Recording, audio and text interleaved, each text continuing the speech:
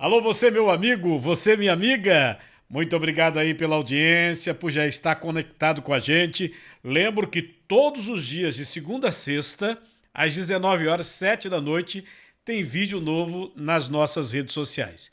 Eu gostaria de comentar com vocês 3 assuntos hoje, inclusive são cobranças que nos comentários me colocaram. Ontem, no horário que a gente estava colocando no ar o programa, o presidente da República estava com o presidente do BNDES fazendo algumas denúncias e as denúncias envolvem meio trilhão de reais. É muito dinheiro. O que o presidente do BNDES colocou é que esse dinheiro é um dinheiro irrecuperável. Muita gente comentando a situação do charuto, né? A garantia para um empréstimo de 3 bilhões 600 milhões de reais de Cuba Charuto. Eu vou falar sobre isso hoje aqui, vou colocar inclusive trecho do que disse o presidente do BNDES com o presidente da República. Outra situação, a questão do reajuste salarial dos professores. Vou falar sobre uma situação que você talvez não esteja acompanhando. Vocês lembram daquele negócio da OS? Eu, vez por outra, falo aqui. O Ministério Público Federal está tentando fiscalizar as chamadas organizações sociais que tomam conta, hoje nesse país, de grande parte do sistema público de saúde. É CNPJ tomando conta de dinheiro público. E fica difícil fiscalizar, porque é quase tudo terceirizado. É o terceirizado do terceirizado do terceirizado, que é um esquema muito conhecido, muito manjado, para se desviar dinheiro público. Você pega, recebe um dinheiro público que você ganhou uma determinada licitação para tomar conta de um determinado negócio que é público. Aí você fala assim, mas eu não tenho carro, então eu contrato carro. Então você já pega, já ganhou a licitação. Então você pega os carros e bota os carros dentro do esquema seu. Ou seja, você já recebeu o dinheiro público, está pagando o carro por fora. Eu não tenho médico. Contrata médico. Ou então contrata uma cooperativa e você, CNPJ, paga com dinheiro público, mas CNPJ para CNPJ. Eu não tenho auxiliar de serviços gerais. Contrata uma empresa de serviços gerais para fazer limpeza, manutenção. Esse esquema é manjado e conhecido. As OSs, que tomam conta de grande parte do sistema público de saúde, em todos os estados brasileiros. Você tem a ideia? Rio de Janeiro, esse governador mesmo, que é o ex-juiz federal, ele saiu por conta do esquema de OS. Porque descobriram. Agora é aquela coisa, né? Ninguém vai preso nesse país, né? Tá solto.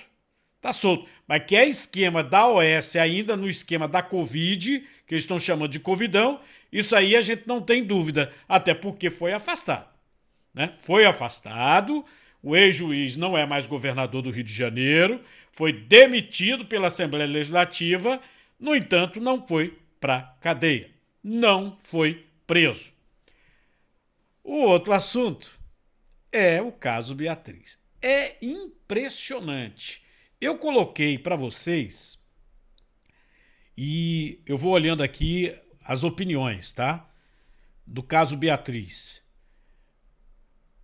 O perito, o americano, eu daqui a pouco reproduzo o trecho em que o perito diz que tem 100%, não é 80, 90, não, nem 99, 100% de certeza de que o Marcelo é o assassino.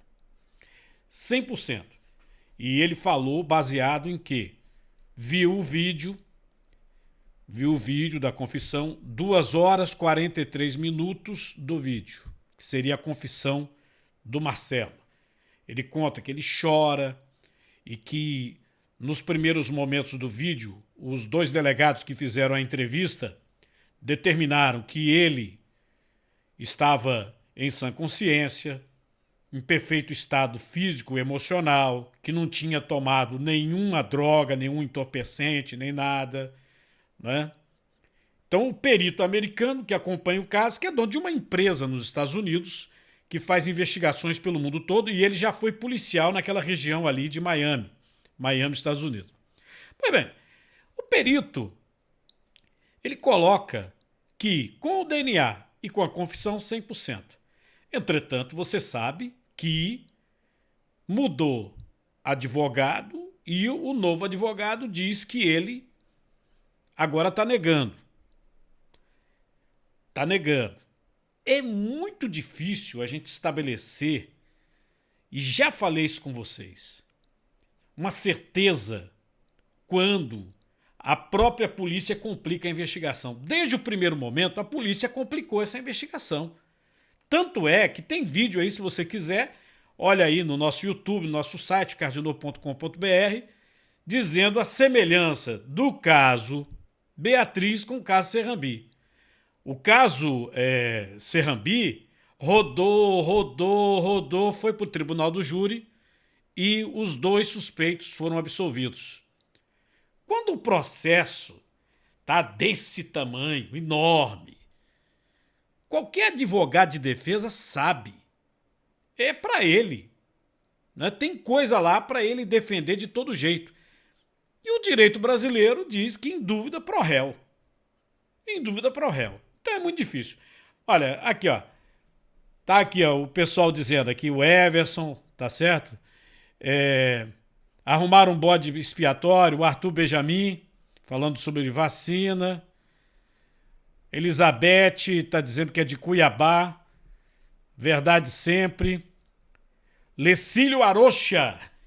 Lecílio, obrigado aí pela audiência, dizendo para a gente falar aqui nos comentários. Né?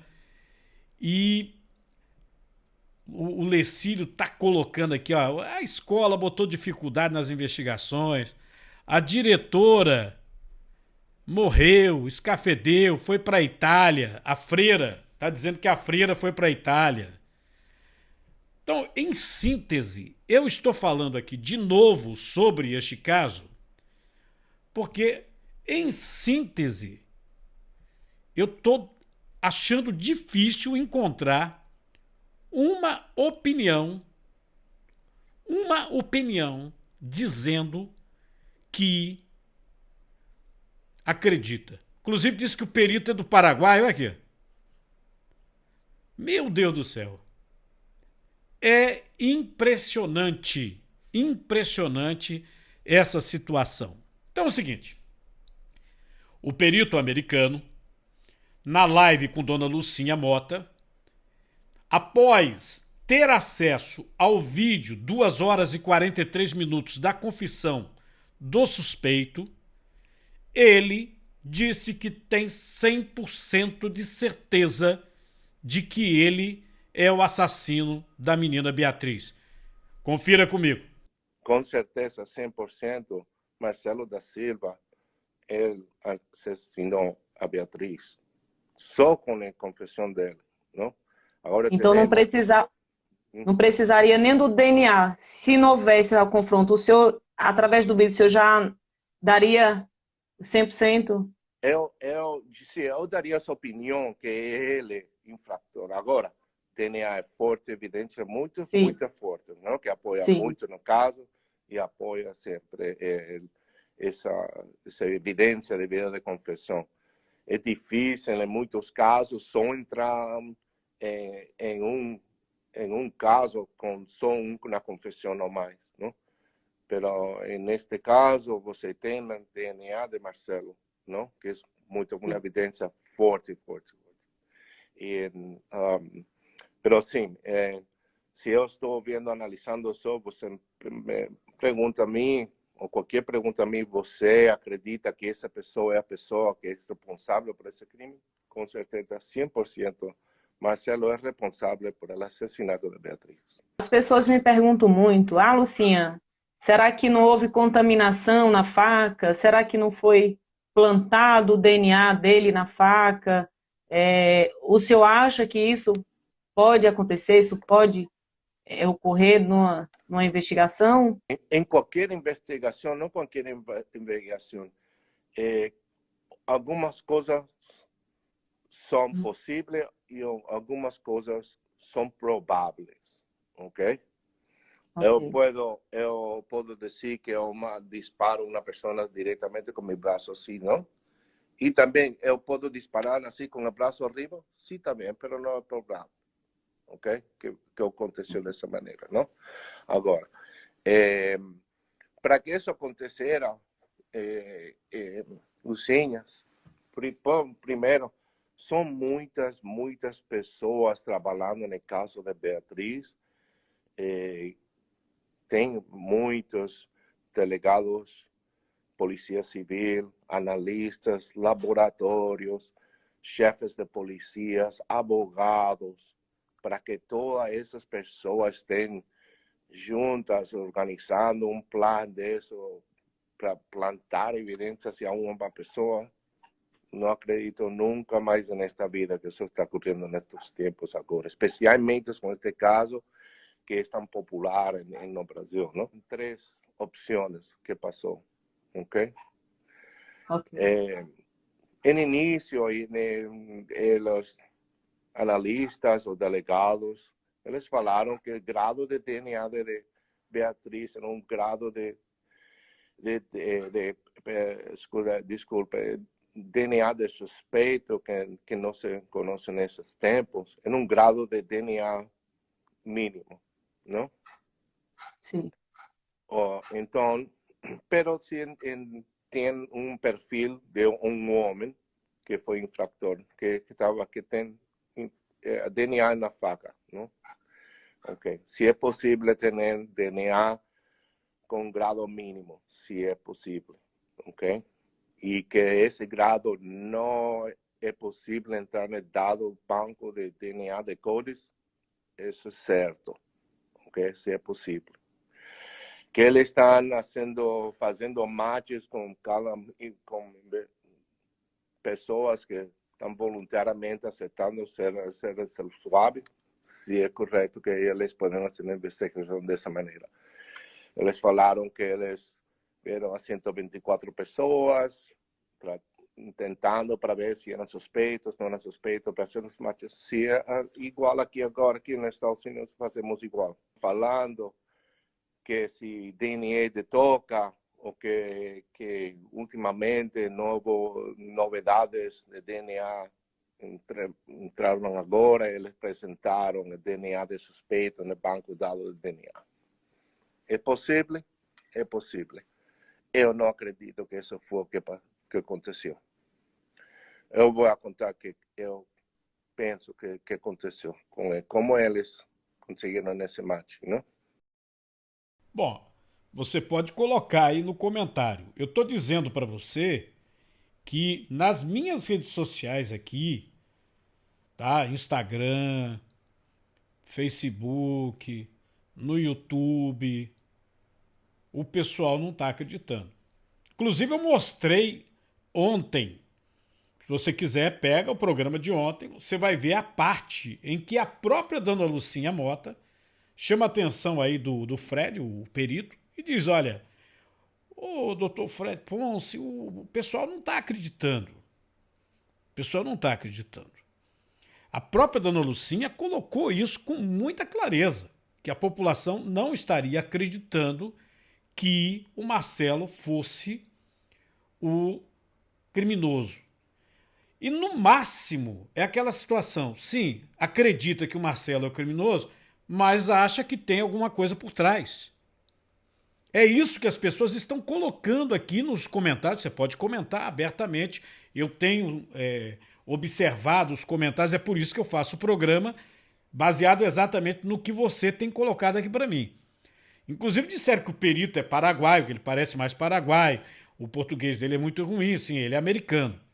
Esteve no Brasil algumas vezes, né, tem convênios da polícia brasileira, não apenas de Pernambuco, Ceará, Rio de Janeiro, São Paulo, com a polícia americana, ele participou de alguns convênios, então é um policial experiente.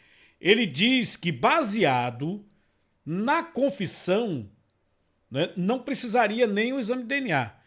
O exame de DNA ele é um complemento, é uma prova técnica, que seria uma prova irrefutável.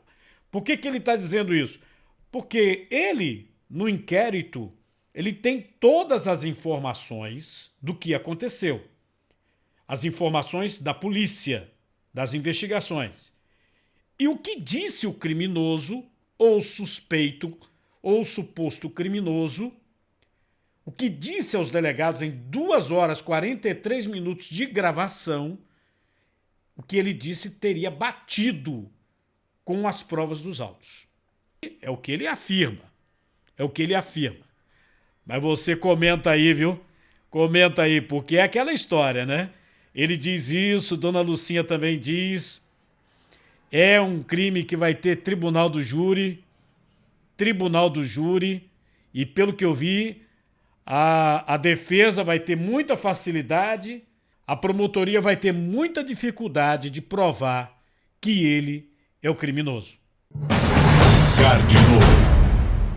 Outro assunto que foi muito comentado aqui nas nossas redes sociais e que eu passo a abordar aqui com vocês e que vocês podem colocar também seus comentários sobre essa situação. É um fato que há muito revistas semanais, jornais, eles exploram. Inclusive, a partir dos depoimentos do senhor Emílio Odebrecht, que era o dono da empresa, né, a empresa que fez diversas obras, né, incluindo, no meu estado aqui, obras de arena, Odebrecht, BRT, que não concluíram. Aliás, a questão da arena mesmo, né? Depois o Tribunal de Contas fez um acordo juntamente com o governo do estado para voltar para o governo, porque no acordão a empresa era dona da Arena Pernambuco, sabia disso não, é? Mas era. E o governo pagava por contrato todo mês um dinheiro do tamanho de um trem. Dinheiro do tamanho, quase era a verba toda da educação, para você ter uma ideia, para a Odebrecht manter essa Arena Pernambuco. Isso tudo está na justiça, porque todo mundo tem fórum privilegiado, tiraram da Justiça Federal, veio para a Justiça Estadual e é aquela história. Lembra que eu falei de Brumadinho com vocês? Depois de 3 anos... o Ministério Público do Estado tinha conseguido condenações, tinha conseguido, inclusive, prender gente endinheirada, né, daquele estouro da represa que matou 270 pessoas. E depois de 3 anos, falou, não, mas esse caso aqui é federal. Aí tira da Justiça Estadual, joga para federal. No mínimo, acontece, na questão processual, o excesso de prazo, né? Você expira o prazo e você não pode condenar mais ninguém porque o prazo expirou. Então isso acontece direto, né? Aconteceu agora recentemente em Lava Jato, em outras operações federais, né? No caso aqui do BNDES, né, que é um capítulo à parte, extra, Operação Lava Jato, muitos dos casos aqui do BNDES não tem nada a ver com a Operação Lava Jato. O seu Emílio disse não, porque havia uma insistência muito grande do Partido dos Trabalhadores na época, do ex-presidente, para que nós fizéssemos obras no exterior. Uma das obras seria Cuba. Pra você ter uma ideia, o dinheiro que o BNDES não vai recuperar é R$500 bilhão. R$500 bilhão. 500 bilhões. 500 bilhões. Que não dá para recuperar. Né? Esse caso, por exemplo, de Cuba, né? Do Porto de Cuba, que eles não pagaram, chamou atenção porque a garantia é charuto. Charuto caseiro. Dá uma olhada. Esse aporte irregular, Cuba, por exemplo, estaria incluído nesse aporte irregular? O empréstimo de Cuba, eu não sei dizer exatamente, presidente. Pode estar tanto no Fundo de Amparo ao Trabalhador como no empréstimo. Eu não vou saber exatamente aqui. Mas a verdade é que Cuba não pagou, então não faz tanta diferença. Valores corrigidos, o dinheiro para Cuba, né, que não pagou, foi 3 bilhões e 600 milhões de reais. De valor emprestado foi isso aí. Emprestado, sim. Isso. Agora, quando qualquer cidadão vai no banco e faz um empréstimo, ele tem que deixar algo em garantia. O que Cuba deixou em garantia, caso não pagasse esse empréstimo, o que eles iam dar para a gente? Cuba deixou em garantia recebíveis de charuto, venda de charuto doméstico. Então, assim, se Cuba não pagasse, o governo brasileiro ia lá em Cuba ia penhorar as vendas de charuto lá em Havana para poder ressarcir o cidadão 3 brasileiro. bilhões e 600 milhões de reais em charuto? Mas isso aí, presidente, tem documento oficial aqui do governo, tá dizendo que a garantia era essa e além da garantia, o prazo também foi diferente do normal, a taxa foi diferente do normal. Então foi tudo O prazo regulamentar para pagamento era 12 anos, Cuba passou para 25 anos. Passou para 25 anos. É muito amor com o Fidel Castro, né? Com toda certeza. E eu vi há poucos dias o Lula falando, o Zé Dirceu falando que eles vão voltar ao poder e vão reatar esse relacionamento com o povo cubano, que ajudou muito, né, o Brasil no passado a lutar por democracia. Palavras do Zé Dirceu aí. Eu estou olhando aqui algumas opiniões, né, sobre essa questão aí do charuto. Tem gente dizendo que fumar faz mal à saúde. Tem uma outra pessoa dizendo aqui, a Rosângela, diz aqui, Cardinô, é bom que o PT tenha como fundo eleitoral charuto. Ah, meu Deus do céu. Mas não para por aí. Não para por aí. Porque a conta a gente ainda está pagando. A conta dessa bandalheira, dessa esculhambação, a gente tá pagando. E o dinheiro não dá para recuperar. Não dá para recuperar. 500 bilhões, você fala assim, perdi. Tá? Mas o Tribunal de Contas da União está cobrando ao governo, porque entra governo, sai governo, é governo. Ah, governo de tal partido. Não, é governo. Se algum presidente, se algum ministro faz uma besteira, está fazendo em nome do governo. Quem vai pagar a conta é o governo? Sim, mas como é que o governo paga a conta? Bom, quem paga a conta na realidade é o povo brasileiro. É o povo, é você, sou eu, nós pagamos a conta e estamos pagando. A outra situação gravíssima é que para o BNDES ter dinheiro, eles fizeram um esquema usando o dinheiro do FAT, o Fundo de Amparo ao Trabalhador. O Fundo de Amparo ao Trabalhador. Pegaram o dinheiro, jogaram lá e o dinheiro do trabalhador brasileiro foi que financiou essa bandalheira pelo mundo afora. Essa bandalheira. Vê esse outro trecho. De 500 bilhões desviados, é mais ou menos isso? O número correto são 420 bilhões aproximadamente. E aí, deixa eu só falar de forma clara, presidente, porque aqui é um tema jurídico, então tem que tomar cuidado. O Tribunal de Contas da União declarou, no início do ano passado, que foram aportado de forma irregular no BNDES aproximadamente 400 bilhões de reais, está nos obrigando a devolver. E a gente está fazendo esse esforço de devolução decidido pelo Tribunal de Contas da União. Só para deixar claro, não sou eu que estou falando. Então tem muita coisa que eu, por exemplo, não sei, o povo não sabe, obviamente, de dinheiro que não foi usado corretamente, vamos assim dizer. O que acontece? O BNDES ele é financiado primordialmente pelo trabalhador. O trabalhador brasileiro, todo mês paga um pouquinho do seu custo, do seu salário, para financiar o Fundo de Amparo ao Trabalhador. Além desse recurso, lá 10 anos atrás, mais ou menos, o governo passado botou mais 500 bilhões de reais do aporte do Tesouro. E agora o Tribunal de Contas decidiu que esse aporte também foi regular. Bastante dinheiro. Para fazer a máquina girar, precisou de mais dinheiro e aportaram de forma irregular. Esse aporte irregular, Cuba, por exemplo, estaria incluído nesse aporte irregular? O empréstimo de Cuba, eu não sei dizer exatamente, presidente. Pode estar tanto no Fundo de Amparo ao Trabalhador como no empréstimo. Eu não vou saber exatamente aqui. Mas a verdade é que Cuba não pagou, então não faz tanta diferença. Vamos corrigir o dinheiro para Cuba, né, que não pagou, foi 3 bilhões e 600 milhões de reais. De valor emprestado foi isso aí. Emprestado, sim. Isso. Agora, quando qualquer cidadão vai no banco e faz um empréstimo, ele tem que deixar algo em garantia. O que Cuba deixou em garantia, caso não pagasse esse empréstimo, o que eles iam dar para a gente? Cuba deixou em garantia recebíveis de charuto, venda de charuto doméstico. Então, assim, se Cuba não pagasse, o governo brasileiro lá em Cuba ia penhorar as vendas de charuto lá em Havana para poder ressarcir o cidadão brasileiro. 3 bilhões e 600 milhões de reais em charuto? Mas isso aí, presidente, tem documento oficial aqui do governo, está dizendo que a garantia era essa e além da garantia, o prazo também foi diferente do normal, a taxa foi diferente do normal. Então foi tudo O prazo regulamentar para pagamento era 12 anos, Cuba passou para 25 anos. Passou para 25 anos. É muito amor com o Fidel Castro, né? Cardinô.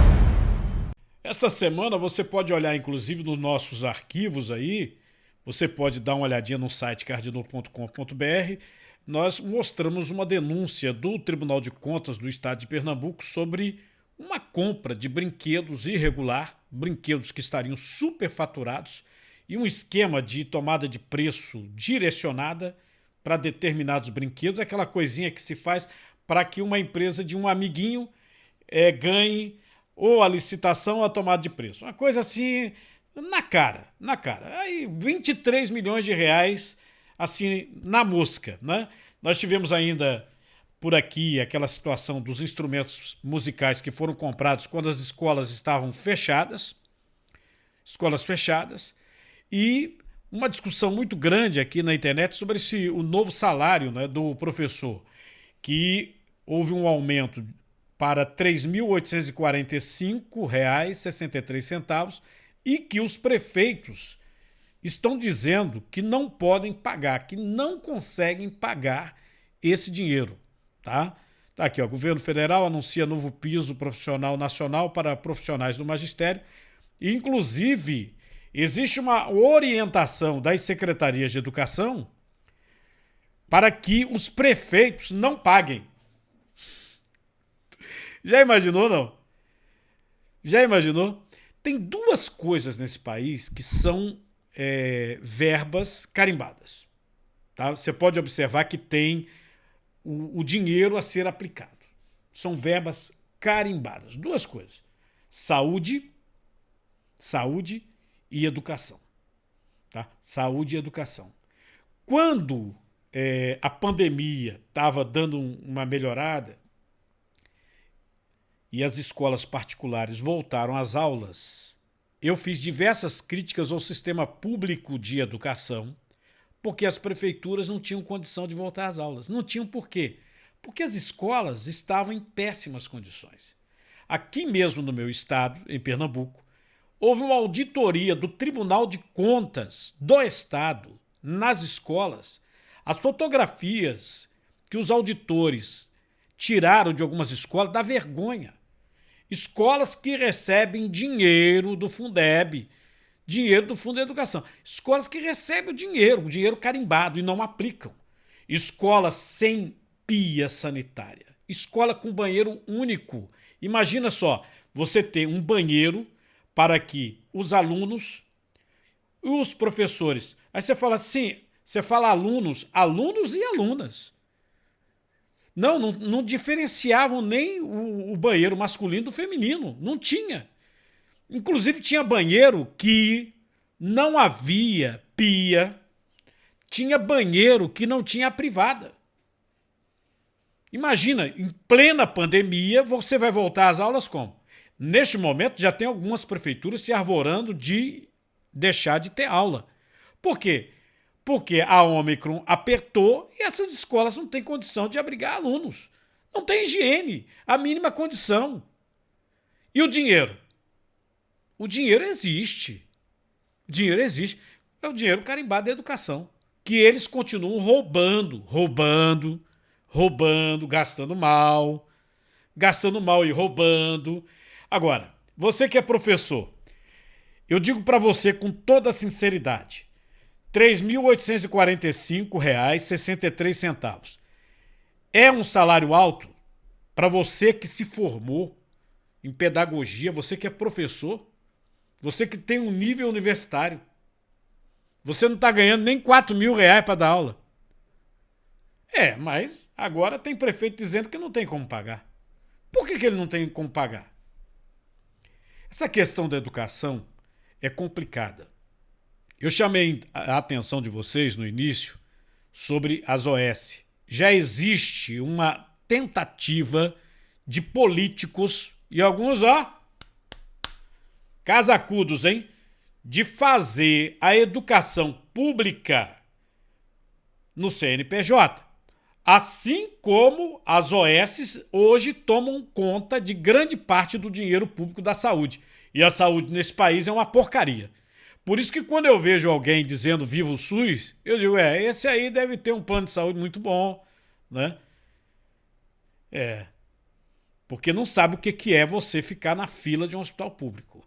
Então você que é brasileiro, se liga se liga, essas reclamações aí sobre o fundo que não chega a R$ 4.000, o dinheiro do professor, essas reclamações, tá?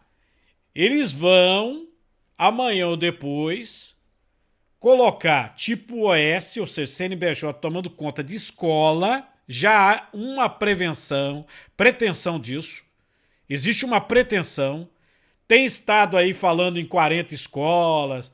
Para começar, você entregaria a iniciativa privada para tomar conta. Grupo de educação. Eles receberiam o dinheiro do Fundo de Educação e eles promoveriam a educação, tá? Mas é comum a escola privada? Duvido muito, viu? Duvido. E você que é professor, se liga. O fundo para o professor está destacando agora um salário mínimo de R$ 3.845,63. Os prefeitos dizem que o impacto é 30 bilhões que não dá para pagar. E provavelmente não vão pagar. Hoje, o salário mínimo do professor, muitas prefeituras não pagam, mesmo recebendo dinheiro carimbado.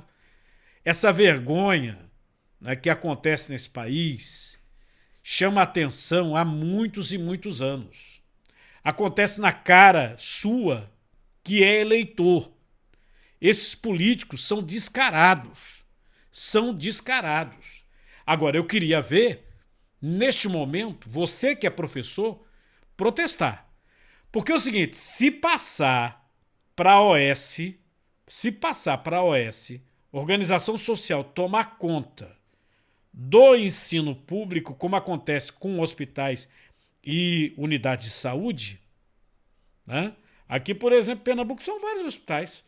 Hospital Miguel Arraes, Pelópita Silveira, Dom Helder Câmara, Tricentenário, IMIP, tudo é OS. É CNPJ tomando conta do dinheiro público.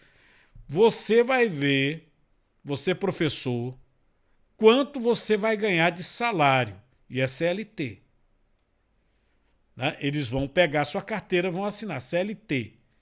Será que eles vão cumprir esse piso de quase R$ 4.000? Não? Difícil, né? Obrigado a você, um bom dia, um bom final de semana.